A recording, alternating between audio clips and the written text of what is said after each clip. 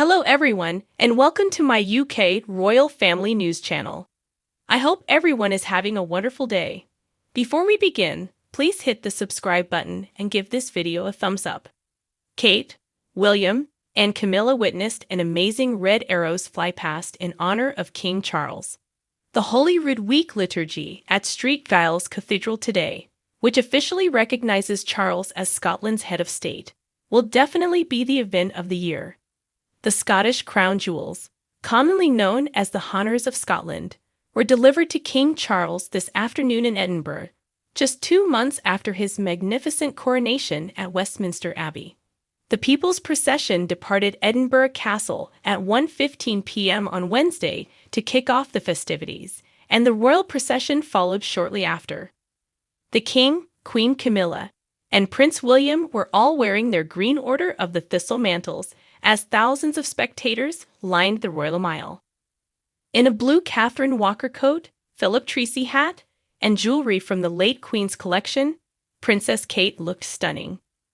When they got there, God save as the royals descended the steps and entered St Giles in preparation for the important rite, the King rang out.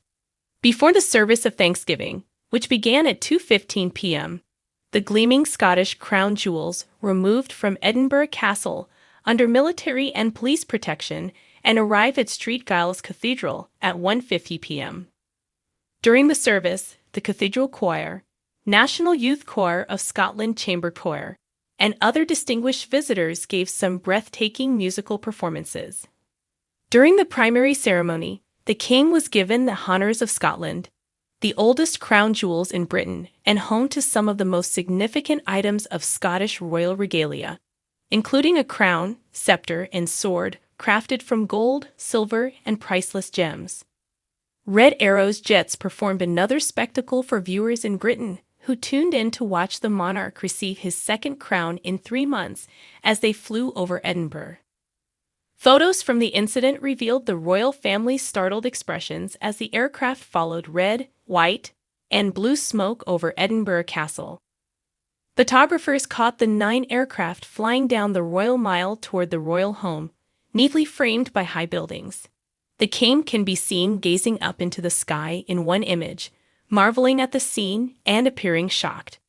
The other royals, including Prince William, Kate, the Princess of Wales, and Queen Camilla, appeared to be looking ahead while the 74-year-old Queen was looking up.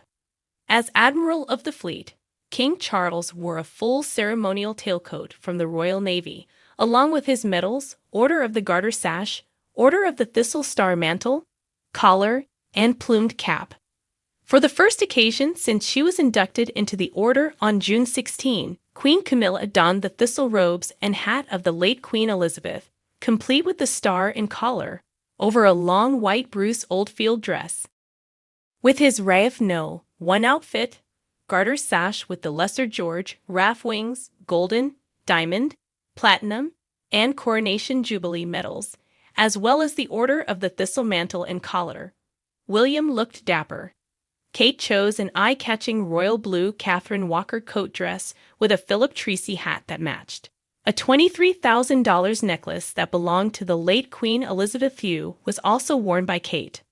First Minister of Scotland Humza Yousaf provided a reading during the event, while political leaders Douglas Ross of the Scottish Conservatives, Anas Sarwar of the Scottish Labour Party, and Alex Cole-Hamilton of the Scottish Liberal Democrats all attended.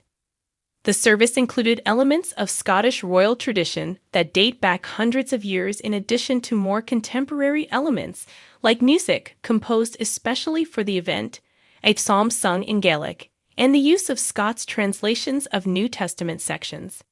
The sermon was delivered and the service was concluded with a benediction by Ard Rev Sally Foster Fulton, moderator of the General Assembly of the Church of Scotland. At 1:15 p.m., a people's procession headed from Edinburgh Castle to the church to inaugurate the occasion. About 100 people from various organizations, including Dogs Trust, the Boys Brigade, the Samaritans, and the NHS, which is also commemorating its 75th anniversary today, are part of the group, which represents various facets of Scottish culture. Amazing pictures showed the group walking along the Royal Mile, many of whom were ecstatic to have been asked to take part in such an important event. They were accompanied by cadet musicians from the 51 Brigade Cadet Military Band of the Combined Cadet Force, the Royal Regiment of Scotland, and their mascot Corporal Cruachan IV, a Shetland pony. The royal procession is then led by the King and Queen in their state Bentley. Minutes before the service began, fans lined the streets waving flags as Kate and William, known as the Duke and Duchess of Rothesay in Scotland, followed behind in a separate car as the royals arrived at the cathedral. King's staggering mortgage at Buckingham Palace would have increased if interest rates rose. If the king had a mortgage on Buckingham Palace, he would be feeling the strain as well. Millions of UK homeowners are feeling the squeeze of rising interest rates. The Bank of England has been fervently raising interest rates in an effort to crack down on stubbornly high inflation, which was unchanged from April levels in May at 8.7%. It was 0.75% 5 years ago. Following 13 straight increases over the past 18 months, it is presently at 5%. The rate, which is the primary determinant of the fees that banks and building societies charge mortgage holders, represents the cost of lending money in the nation. Struggling mortgage borrowers have been begging with the government for assistance as the average 5-year fixed agreement has risen to above 6%. As a royal, King Charles I inherited enormous riches, which protected him from the worst effects of the rising cost of living crisis. However, fresh analysis has highlighted the huge hike in expenditures that the most recent interest rate increases would have brought about if Charles had a mortgage on his personal house at Buckingham Palace.